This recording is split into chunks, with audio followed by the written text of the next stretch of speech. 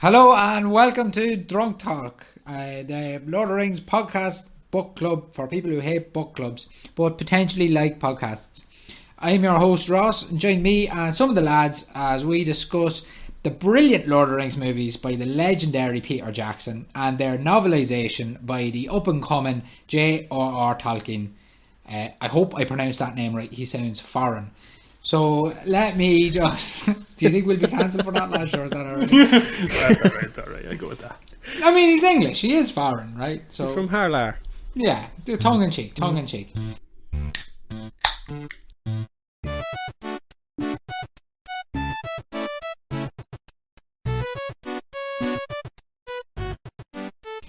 Right, so I suppose the first thing I should do is introduce the lads. I'll go around. Well, how are you, lads? First of all. Hello. Well, what's correct? Hello. Hello. I think there's more than one person there, but yeah, good man, lads. We'll have to explain what that means in a little while, I suppose. But let me go one by one and introduce some of our fellowship here on this podcast that we're starting. So the first man I'd like to introduce is hands down the most successful person I know, not just professionally and academically and personally, but also probably spiritually as well, you know. He seamlessly transitioned from the yoke of agrarian working class into the service middle classes without picking up any of the chip on the shoulder that made his namesake so famous. is the Bull McCabe? Bull, how are you? I'm good, thanks. I'm flattered is what I am. You like that intro, did you? I didn't know you felt that way about me. No. We're starting characters on this podcast, so I don't need to be actually honest about anything. Yeah, I'm going to invent a character. I'm blushing here. Oh, good. Thank you very much. Yeah, Thank good you very stuff. much. What are you drinking? I have a Deadly Brewing Co. Lager, crisp and refreshing. A lager? Yeah, I've moved on from the Memphis juice. I'm on the Aldi beers here today. Well, Aldi beer are good though. They're good. Good tack. They are good. And you looking forward to the podcast? Sorry, I just got a mouthful there. I'm actually so looking forward to it. I don't know if you remember the last call we had, Ross, that the listeners wouldn't have heard. But yeah, mad excited. Right, good man, Bull. So secondly, I'll move on to the star of the show, really. He's not only the only person on the podcast with pecs, but I would say potentially the only person in my whole phone book who does any kind of exercises. So Owen Duffy. Owen, how are you? I'm good. How are you? Yeah, not bad. Thanks for asking. Yeah, exactly. Actually. Sean didn't ask, did he? A bit of back and forth. Yeah. Bit of back and forth. Yeah. Essential. Yeah, never mind the other prick. Yeah, I know what you mean. And what I was just too dumbstruck, so I was with my intro. It was good, in fairness, it was good. And Owen, what are you drinking? I am drinking McCardle's traditional ale. A traditional ale? Yeah, traditional, whatever that means. It's the first time I've had it, and it's not bad. And would you say that it is fancy ale? No, I wouldn't. But okay, grand. Nobody's saying it. Yeah. And I was looking around at a few ales, and I was going to get a Newcastle ale because I've had it before. It's quite nice, but I was like, no, I'll go Irish. I'll support the lads. Support the lads. Yeah. God knows we need it in these trying times. Yeah, exactly. Would you drink it by the flagon? Oh, I asked them to stay away. It's irresistible for some. Irresistible. Yeah. I didn't sing it though. Can't help himself. Yeah, he went. I can't help himself. I hear our third and final lad on the call there, so I may as well take the time here to introduce. This is a man I have quite literally known for his entire life. Since I was knee high to a hobbit's eye. In many ways, he's a taller, cleverer, more successful and deeper voiced version of me. It's my little brother Oisín. How are you? I'm very well, thank you. Good man. Glad to be here and to be part of this endeavour, I guess. Very good, yeah. And do you like your intro? It was perfect. Pretty much summed me up. Yeah, that's how a lot of people see it, I think. It's just through that lens, yeah. And yeah. Especially now that it's out there in the public domain and not just within this it's fact now. little... It's fact. It's fact. Well, Oisín, I just realised there, You lived in America and you've had trouble with people pronouncing your name. Do you want to give us a quick download on pronunciations of your name that are acceptable? Guess the easiest way to explain it is Usheen. So it's an Irish name, but it's a bit tricky for those who don't come from. So it's not Ocean. No, not Ocean, but just, to be honest, call me whatever you want. I don't really mind. Ozen? Usheen. When you lived in San Francisco, what were some of the highlights, were people calling you, like, there's the Pacific Ocean walking around? No, not that much. I'd just be there, hey, you white guy. Hey, you skinny guy, you there. Yeah. I would never get that specific. Bacon and cabbage. What Didn't are you care doing? to learn the name that much. Yeah, oh, well, that's it, yeah. And, right, so fair enough. And not that anybody asked, actually, but I'm drinking red wine. Yes. I'm drinking Hop House. I forgot to mention that. Yeah, Hop House. Hop House. And what's Hop House there for our international listeners? A hoppy lager from St. James's Gate. And what is St. James's Gate? Guinness. It's Guinness. The black stuff. Guinness. The black stuff. It's Guinness. The black stuff. The lovely That stuff. good stuff. Right, very good. I'm drinking a very special bottle of red wine here today, lads. What's it called? What's it called? It's called Fat Bastard. It's really posh. Costs about £7, which is about £3 more than the wine I usually drink.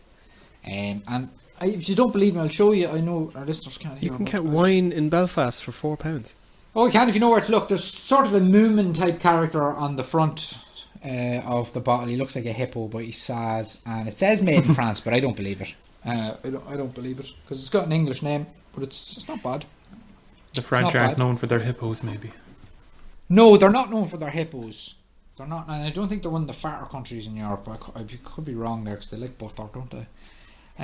Right, so that's the introductions done. I'm going to just do a round table here before we get into the podcast. I mean, essentially we're going to structure this by doing a chapter per week. And this podcast here will be about the prologue. But before we even get stuck into the prologue, am I pronouncing that word right? Prologue? No. Prelude? I'd say prologue as well. Yeah, so. prologue. Same. Yep. Yeah, but let's just go around here. I'll throw a few questions out about Lord of the Rings. So I guess the first question, maybe the most important question here, lads, is do you like Lord of the Rings, Bull? I do. I love Lord of the Rings. Why? It's one of the, well, I love the films, right? Let's just put it that way. I love everything about it. Have It's you just read the books universe. before? No. But I started the Silmarillion, right? But I love the universe. You know the way you get tidbits of information from the internet. The internet likes to provide you with Tolkienisms from, memes and a little. I don't know if you use Imgur or Imgur, as they call it. Just cutting just getting straight to that. What you're saying is you're a filthy casual.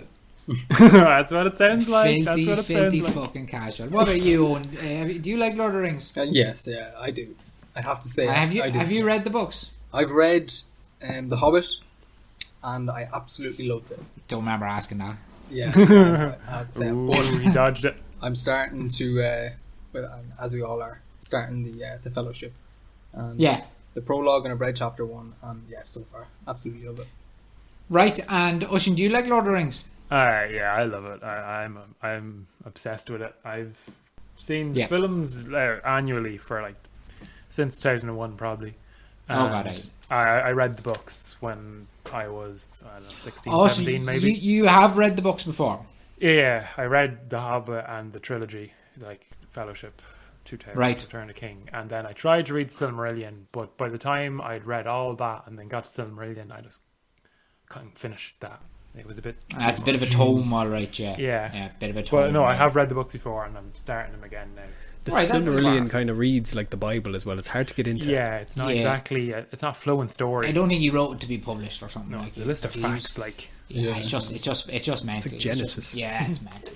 But then, a little ask that maybe to own now. Why is Lord of the Rings so good? Why? It's fucking class.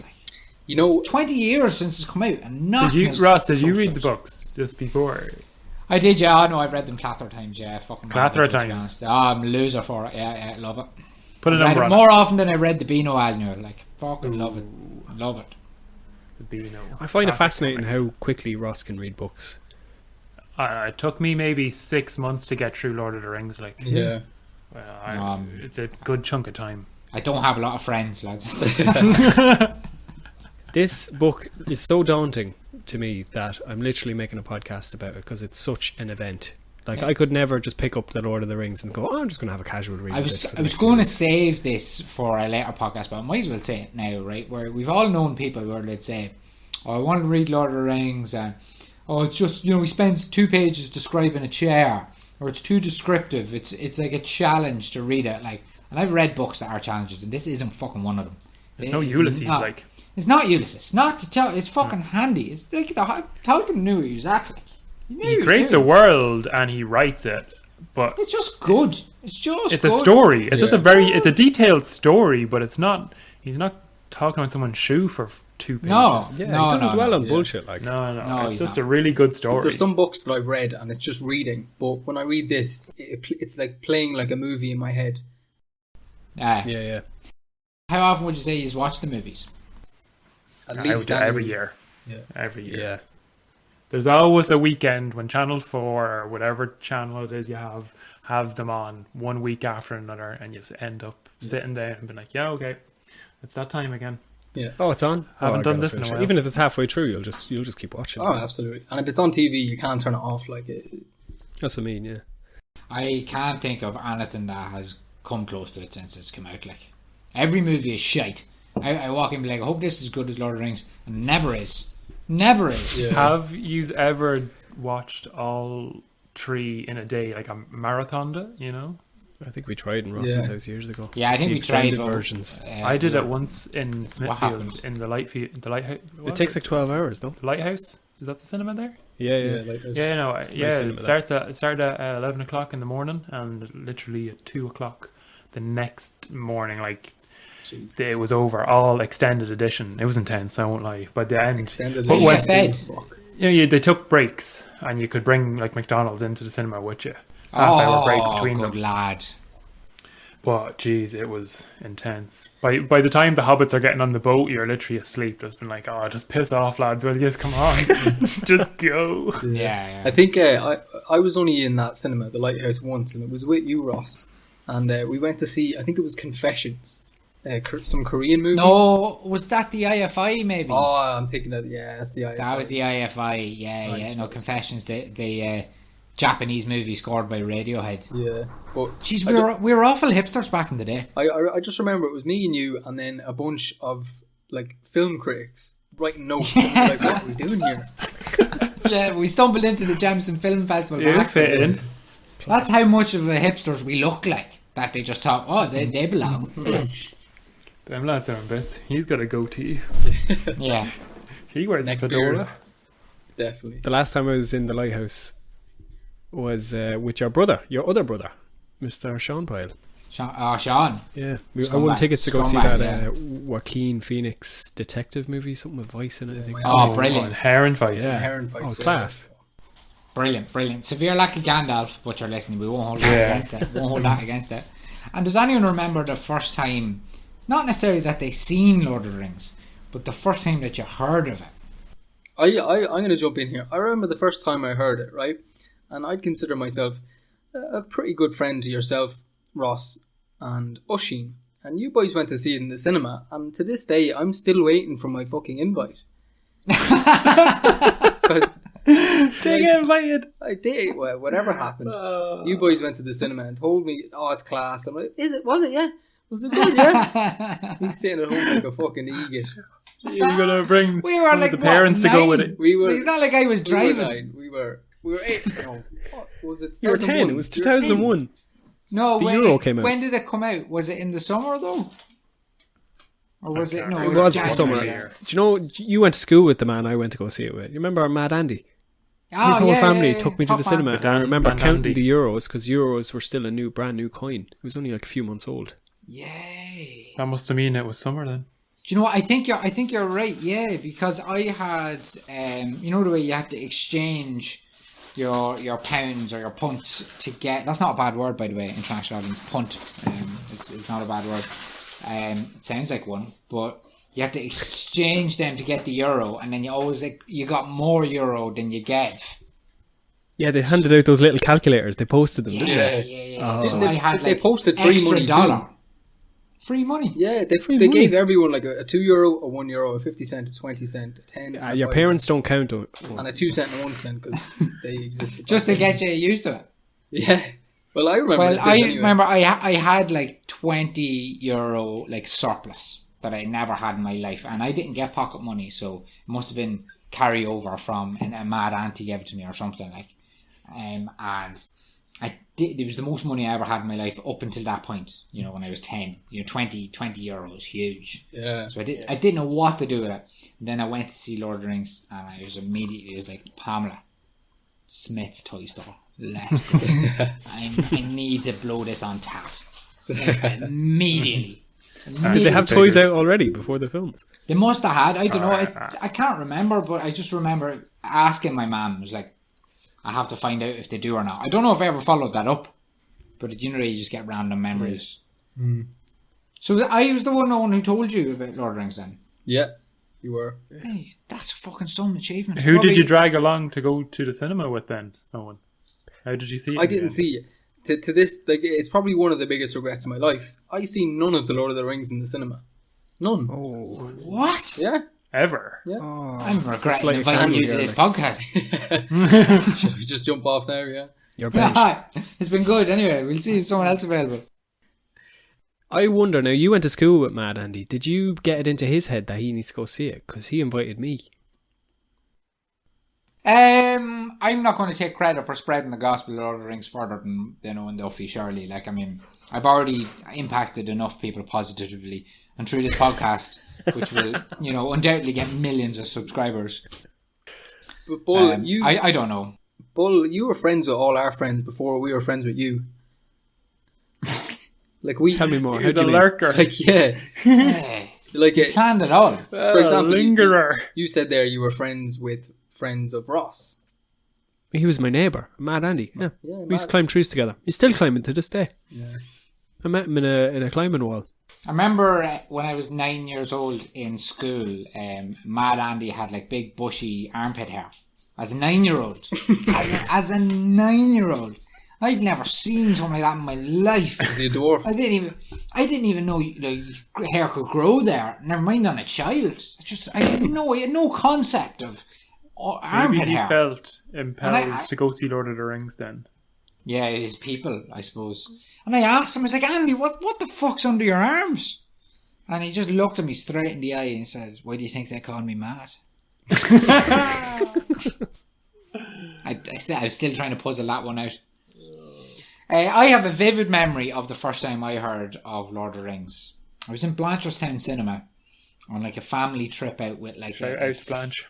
trip out to Blanche with I think friends of our aunties who lived in Dean Cogan or somewhere like that, and it was like, you know, their kids and us, and like my auntie was minding me and maybe one of my brothers or two of them. I don't really know, I get mixed up with them to this day.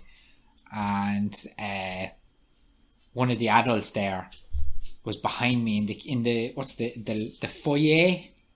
What's the international? Foyer. What's the international word for foyer? Waiting place? Where you buy your juice. The lobby. The lobby. Lobby. The Oh, lobby, yeah.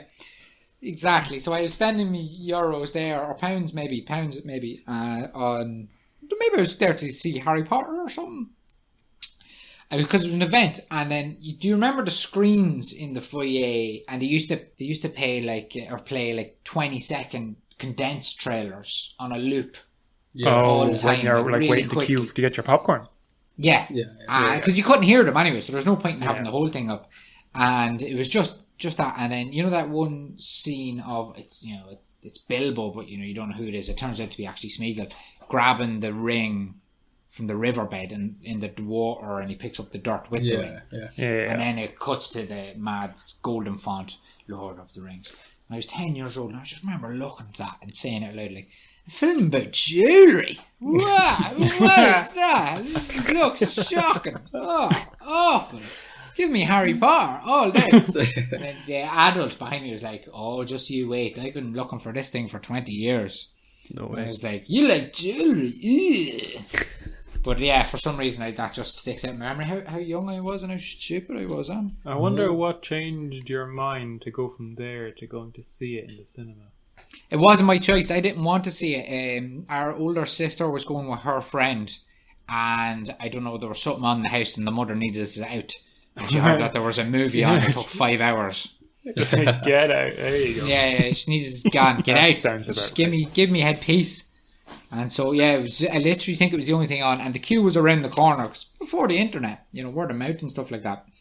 And yeah, I don't remember picking to go see it. I just remember as soon as I seen it, I was like, well, this is me for life now. Change your life. When can I watch that again? The bit with the elves, and the orcs are running at the elves, and the swords are going up the line. The start is the fucking best. Like, I get chills still when I see the start of that film, and you're one just doing the voiceover. Yeah. Oh. What chance did we have? What chance did we have? Gonna have to go And then watch the it now intermission. Yeah, it was the first film I ever Yeah, had. yeah. There was a Only break film in I've it. ever I seen didn't an understand intermission. that. And I remember thinking, maybe I should go outside because this is strange, but also just have my fingers dug into the side of the seat going, this is amazing. I can't miss anything.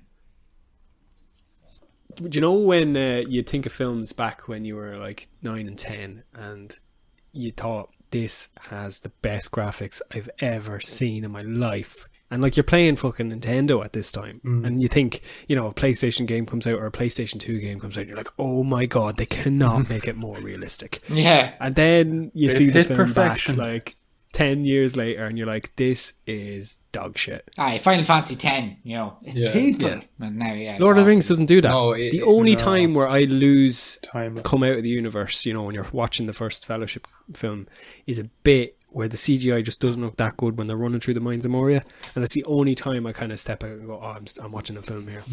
First of all, them movies are perfect, so how dare you? Okay. And exactly, I agree. This is my honest opinion, right? We don't want honest opinions on this podcast. We want sycophonic fan service, just delire, loving everything about it. So other than the movies and the books, has anyone here consumed any other Lord of the Rings media? I'm going to go back to you, Bull, here on this one. Yeah. Oh, brilliant conversation there, Bull. Thanks. Yeah. No, fucking give me a chance. I'm playing Shadow of War at the minute. All right. It's class. Bit of PlayStation games. PlayStation game. There's a few of them. Yeah. Yeah, and you know what? They I are bought so a PlayStation 3 for £100, and it came with 26 games that some guy was throwing out. And it PS3? gave me, I heard that. it was a while back, Okay. and my old one was broke. I just wanted a replacement. He threw in the games for free, and he gave me the disc cartridge. The box that the disc comes in, and it was Lord of the Rings: Battle for Middle Earth, and I was like, Job. Number 2 on console, was it? Give me. I opened it up and it wasn't there. Oh no! Since then. Oh, jeez. Nothing worse than Lord of the Rings blue balls.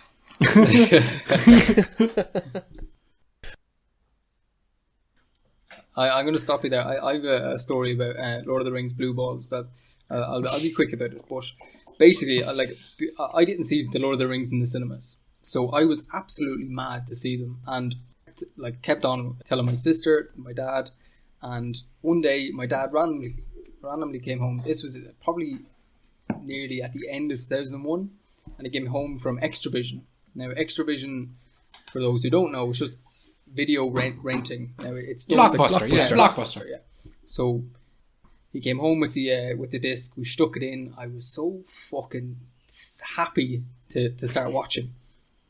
And then Ralph Bakshi's version pops up. And that's my first. That's the first time I've ever seen Lord of the Rings. Was the 1978. How far did you get into it before you realise something is very, very wrong? I'd say, because to be honest, to Ralph Bakshi's defence, the start is quite similar to the start of the Fellowship. In the way that they do things and they explain. Only if you haven't seen the Fellowship. Yeah, exactly. So it was me and my sister watching it at the time, and we were like, I'd say about. Isn't that a load of people behind the bed sheets and shadows? Yeah, it's a mix between a cartoon and actual people moving. Yeah. So it's the movements of real people, but then in a cartoon kind of world. It was like David Cameron's Avatar, but before they had the money to make it. Exactly. Yeah. But horrendous. Class. Oh god! You know, I have an extremely similar story, eerily similar, but not as heartbreaking because I'd already seen Lord of the Rings, and you remember back in the day before you had Pirate Bays or streaming services. You know, we're sitting here in lockdown where every movie gets released immediately, and you can watch it. But it used to be kind of a movie would be in the cinema for maybe a month or two. And then there'd be 6 months, and you'd have no chance of watching it unless you picked it up at Draw the Market or by one of the boys, you know, say nothing, nink, wood judge. Nink, wudge, wudge. Yeah. I just have to highlight that. I'm a little bit tipsy, what can I say? It's not Sober Tolk. Let me just tell you that one. That's true. Wink, wink, nudge, nudge. But yeah, you know, so it was 6 months after you've seen the movie. You couldn't see it again until it came out onto VHS. And that, or sometimes maybe even longer. And I think Lord of the Rings, it was longer. You're missing the fact that we were kids. Sometimes you couldn't see a film because we were too young. Oh, yeah. Well, and obviously 6 months is a long time as a child. You know, now it's nothing. But It's forever. I remember I seen Lord of the Rings in the cinema once. And then, you know, we used to rent a movie every Sunday in my house. And there was 4 children, and we could have a movie each. Don't know if you remember this, Oshin. Homeward Bound was my go-to. Go-to. You think they would have just bought it, you know, but anyway. They bought it 7 times over. And A Bug's Life. So we'd rent a movie each, and it was basically that and the Lucky Dip bags that was how That sustained our childhood. Pretty much how our mum bribed us to go to mass on a Sunday, basically. And then one time I was just mad to see Lord of the Rings, and I was looking through like the kids section, and I found the Ralph Bakshi Lord of the Rings, right? Not knowing what Ralph Bakshi was, in my child's brain, I was like, "Oh my god, I've cheated the system. I've found it. I can't believe finally, you know, I rented it immediately, and same as you, and I stuck it on. Only I knew I was wrong immediately. Yeah. I'm heartbroken, but I can't imagine. This is not what I want. But we still watched the whole thing, and it turned out to be more of a comedy than an actual, like, we couldn't believe what we were watching, and that this was a film, and it was a serious film. You watched the entire Ralph Bakshi. You might be the only person I've ever met in my life. You know, I've watched it very recently. I'd say about a year ago I said, fuck it, I'm going to watch it again. And it's, you know, it's so shit that it's class. Oh, it's awful. Yeah. So when did you actually see the film then? The Peter Jackson? He still hasn't seen it, oh shit. It wasn't long after I watched the Ralph Bakshi one, because I went into my dad and I was like, this isn't on. You crying. You cheated me, and you need to get me the real Lord of the Rings. So it was out to rent soon after that, and I watched it. And you know, watching the Bakshi version before I watched the proper one, it made it way better, because you know the absolute shite that was on the screen. Apples and oranges, like. Oh, like look, Aragorn, he's not wearing a miniskirt. Yeah. Oh, well, yeah. Smeagol, I can see you that, Mark. Yeah. And what about you, there, little brother? Have you consumed any other Lord of the Rings media? PlayStation games out the wazoo. Out the wazoo, yeah. All of them, I'd say. All of them. was A the one on proverbial Cube we used to Galactus play? consuming media, yeah. What is the one on Cube? Remember that one was. Is that Return of the King? Return of the King on Cube. Brilliant. Yeah. That's still the best game. Still a Still the flashback best to Lord of that the Rings game. game I've played. Yep. Oh, them Shadow of Mordor ones are pretty good. They're still class, but to this day, I still look back. I suppose, yeah. When you look back, how long ago it was. Two Towers was good as well. Two Towers was good, yeah. But I thought Return of the King was just that up a level. I felt like it took a dip in graphics, but like it did, because it got more people on the screen, if that makes any sense. But it was class in terms of gameplay. Wasn't that Lord of the Return of the King? It was quite similar to like Diablo. Lord of the Return of the King? Yeah, Lord of the Return. That's the fourth one, lads. Sorry. Lord of the Return of the Fellowship of the Two Towers. That's Owen Duffy's fan fiction that he's writing. Yeah. Did they keep their clothes on in your fan fiction? Lots of Galadriel. Lots of Galadriel. She scared the fucking shit out what of you're me. saying, it is a bit like Diablo. Yeah. Maybe less open worlded, but it's very structured, but there's like leveling up and stuff like that. It's similar to Diablo, and you can pick between like Gimli the dwarf, and then you have the barbarian and stuff like that. It just kind of reminded me of that, but yeah. It's like somebody in a game studio far away in a faraway land where they have game studios. Sat down and decided, how do we make a video game to make 13-year-old Ross happy? And they came back with that one. They just made it for me. They made it for me, and anyone else who enjoyed it is just a bonus. I'm almost certain that was happy the business model. Happy coincidence, exactly. Now, before we actually maybe start talking about the books, lads, I had one question there where I wanted to get this out in the open. Is why are you doing the podcast? Now, Oisin, I'm going to go to you here. Why are you even doing this, man? Why am I doing it? Well, just to put it into context, it's lockdown and none of us have anything better to do than to talk some shit about our favourite film trilogy. So when you actually came up with the idea, I think, of first doing a podcast on Lord of the Rings, so when you told me, I was like, yeah, I'm absolutely going to take part in that because that sounds class. And who doesn't enjoy drinking with their mates, having a few cans, having a laugh? I mean, that's what it is for me. It's an excuse to get drunk with the lads, as much as anything else. And if anyone else enjoys it, I'm delighted. Well, listen, I'm expecting two things. One, us to make €1 million extremely quickly. Extremely quickly, because listen to us, and secondly, I think we'll probably get cancelled very quickly. Very at least what we put out will be gold then, judging by what's happened so far. It'll be gold, it will be, and then it'll actually be gold dust when you can't get it on any platforms because old Duffy's under arrest because we don't know what we're doing. Yeah, it'll be big in Russia. Big in Russia, yeah. Ralph Bakshi's gonna buy the rights. Selling podcasts on CDs. If Ralph Bakshi isn't dead, I'm gonna kill him.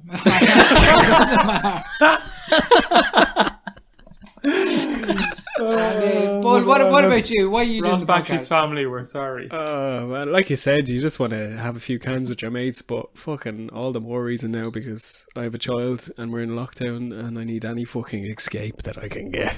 Escape. All right. It's funny because it's spelled like the word escape. And what about you, Owen? Yeah, look, I can't say much more than the lads have said. Like, it's an excuse to, get together more, drink more, just have the crack and talk about something that we're all interested in. And if we make some money at the end of the day, then all the better. Take this time to mention, follow us on Patreon and the social media channels. Give us a like, subscribe, share, do, wherever you're finding your podcast, give us a review, really help us out. And at the end of the day, it might even pay for my fat bastard wine the next week. Who knows? And isn't that a treat for us all? Think of it this way, right? Think of all the shit podcasts that exist. We could be one of those shit podcasts. We just need your help. Oh, we will be. Send the price of a coffee direct to my Patreon. Forget about these lads. He's going to edit in his own little I'm just going to cut them all out. Send it to Sean. No, Bull's Patreon. I had an ulterior motive to this podcast, lads, beyond the drinking, which is obviously front and centre. Go on. But it is, I think, to correct a wrong, an historic wrong. When you look at Ireland, particularly Ireland's image abroad, and people will associate, Colin Farrell and his Dublin gruff and Jamie Dornan and his posh Belfast and Conor McGregor with his inner city Dublin, or maybe some Saoirse Ronan pretending she's from Dublin even though she's not, and then maybe if you go abroad you might get a Cork or Kerry lilt and that musical kind of quality, the Galway kind of accents and Connemara, this, that, the other. The Midlands is forgotten. It's forgotten. You just need a corrected balance there and get a couple of Midlands accents out there. We don't get any tourists. Middle Ireland. We don't get any jobs. We don't get nothing. But my God, we love Lord of the Rings. Well said. Well said. Well said. You have your Tommy Tiernans and you have your Dylan Morans, but they don't talk about Lord of the Rings, and we do. So come and in fairness, we have got the King of the Midlands, Shane Lowry. Yeah, true. Just the Midlands is on the up. Yeah. So it's on the up. It's on the up. How can we be Midlands and have a coast? We don't have a coast, do we? We don't have a coast. Or do we do? Laytown. Oh, yeah. I mean, are we counting Irvy? On Irvy? Of course we are. I don't believe in partition. There's only one meat. There's only one meat. Never happened. Yeah. No. Like we have got a coast. Of course, we've got a coast, but that's only because we took it. It wasn't given to us. Nothing is given to us in the Midlands. Jesus. As far as tourists are concerned, it doesn't even exist. Anyway, lads, let's get into the book, shall we? Is everyone all right with that? Yeah. Is everyone okay with getting into the book? Into the book. I think we should talk about the hype. You even open the book and like straight away it says one of the most remarkable works of literature and of art. Before you even start. That it is hype. Like Yeah. the hype is real though. The hype is real. The hype is real. Well, no, in fairness, that's every edition is different. Like, so you don't want to get into too much about like author's notes and influence of this, that, the other, because there's a million different Lord of the Rings editions. You know what I mean? And some of our listeners, no doubt, are posh bastards, and they have like a first edition or something. And as jealous as we all are of you, you better be subscribing to our Patreon if you're posh. Yeah. You forked out in a first edition. Come on, you can afford a coffee for the boys. Or a pint when it opens. Yeah, I have a second edition, I think, which is published in like 1970. I bought it. It's so good. It's called Lord of the Rings Part 1.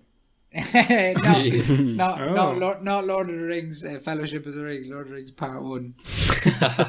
Isn't that amazing? It's really old. But it is. It's not meant to be split into three, is it? No, he hated that. They did that for money's reasons. It'd be some sort of a read if you just went the whole way through. Actually, do you know what? That's a good starting point. A good starting point, I think, for the book. Because if you've read the prologue, there's a question that is burning on my mind. Right? Was he insane? Tolkien. Yeah. Was he fucking mad? Like, how do you come up with the whole world? Especially back then, like it was so long ago, and for someone to write books, like that have better imagination than people writing books today is special.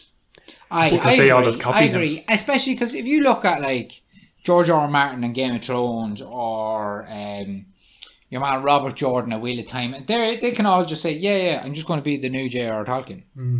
Yeah. But he had nobody to look at. Yeah. At least I don't think so. I think he was mad because, like I think he was fucking insane. Yeah. He started off without the story. Like he built the story around the language. He wanted to be a linguistic guy. Yeah. He went to college and studied something different. And then he was a linguist. Yeah, he was. But he went to college. I remember seeing a snippet of the movie there on telly a few weeks ago. A snippet. Not a snippet. A snippet. And he didn't get into the course that he wanted to. He ended up begging the professor to let him be a linguistics student, like, because he said, would you please let me in? I've written this language. Have a look. So he wrote I've a done the back language work. and then based a story around it. Is that where you're going? Yeah, the story grew in the telling. Oh, there you go. Oh, we'll hear that some more, much like the podcast. And we see the podcast Patreon grew in the telling. Did I read? I think I read somewhere he was a soldier in World War One. Is that right? Yeah. His son was in 2. And a lot of like the battles and stuff is where he got all his, inspiration of the fucking shit going on. He says he did not, and he doesn't want his life or the books to be compared to the wars he was in. Snore. Who gives a shite? All I'm saying is he's mental, and whether he was in wars or not, something drove him mad. Something Can all agree on pushed that. him over the edge. Because if I'm looking right, and I haven't read every book, obviously, but I've read a few, right? And like fantasy, he didn't invent fantasy, but pretty much, if someone says a fantasy novel to you or a fantasy film, right now you're just going to think of a Lord of the Rings clone, right? And sometimes I even like those clones because I'm an addict and I need more Lord of the Rings. So I like the Warcraft movie and this kind of thing. But before him, fantasy was like someone in our world gets transplanted to a mad world, and then the whole plot is how did they get home. So like Wizard of Oz or Alice in Wonderland, or any of that other fucking madness. John Carter of Mars, blah blah blah blah blah. But this fucking mad bastard was like, actually, nah, fuck it. This is our home. Hobbits live with badgers, and you can't see them. And this is their story, or whatever. Did they live with badgers? I don't know. I feel like they live underground. I'd say if a badger got hold of a hobbit, the hobbit would be in big trouble. But hobbits are hardy. So what Hard to badgers kill. though? Honey badger, They are. man, honey badger. Honey badgers are hardy. But there's no honey badgers where the hobbits live, is there? But I'd say If honey badgers lived in Ireland, to be all dead. The only time I see a badger is dead on the road. That's what they want you to think. You just see the bad badgers. that was another badger that did that. You see the poor badgers. Yeah. He made it look like an accident. Yeah. No, badgers were here before us. We're only living on their time. Apex predators right there. But that's actually an interesting question. Just get straight into concerning hobbits, right? Hobbits live underground. Well, I don't. How do you explain that one? The poor ones live underground. Yeah. Well, at a time, they all kind of lived in holes. Well, that's what I got from reading it. The hobbits lived in holes, and then it progressed as they got richer, and as they, I don't know what they did. They tilled and sold fucking tobacco to everywhere else and got money, or however they got money. But yeah, they lived in holes from the start, and then bit by bit they started adding windows, and then they started adding fucking more tunnels and pantries, and went from there. I have a question. What's a pantry? A pantry would be, Yeah, what is a pantry? I suppose, I don't have one. somewhere where you'd put food that doesn't need to be refrigerated, or maybe it's cold enough to. I always thought pantry was Just an a big American cupboard. word. I thought, yeah, it was just But like a it's a cupboard room. that keeps. A real big cupboard that you Non-frozen store non-perishables in. Yeah. Your jars of stuff and I'm wearing pink pantry tonight. My dad's a kitchen fitter, so I can't call it a cupboard. Like if it's a tall unit, I'd be calling that a larder unit. Or that's a 600 right there. That's a lovely. There's a lot of space in the 600. 600 mil. You'd put two doors on a 900 mil, but you wouldn't put two doors in a 600 now. Hold on a minute. You say milliliters? that's a very Milliliters. specific skill. Well, it could probably hold 900 milliliters. Oh, so Let's get away from Okay. kitchens. Yeah. So hold on just 2 Strange seconds. So direction. if I'm playing football and I need a good lump of a fellow up forward, I'm looking for the larder unit. Yeah. He has to be tall though. That's what a larder unit is. Of course, He's the tall. full forward. Yeah, he's got to fetch ball. Yeah. He doesn't necessarily have to be thick. He doesn't have to be an absolute unit, but he is a larder unit. You know what I mean? He's tall. Yeah, he's fetching ball. Oh, he's more of a midfielder for the larder unit. And lean. Not skinny, but he's And lean. He's A the larder midfielder, unit. you reckon, is the larder unit? Yeah. He'd be good at fielding ball. Right. Could you go across the whole 15 of a Gaelic team and describe them as cupboards? Wouldn't be far off. Is that possible? Well, I'd say the nifty cornerback. Oh God, now, I'm not asking. That's you a to different do it. podcast. So yes or no is enough. Stop that there now. Right, very good. And lads, did we all do our homework then? Moving on swiftly. Yeah, everyone's read the don't prologue. answer that. Let me take this time to say we'll have a break. Yeah. And then join us in a word from our sponsors. Join us after a word from our sponsor, and if we haven't got sponsors yet, pretend you're listening to advertising because it's going to be part of the podcast in a while. Thanks, lads.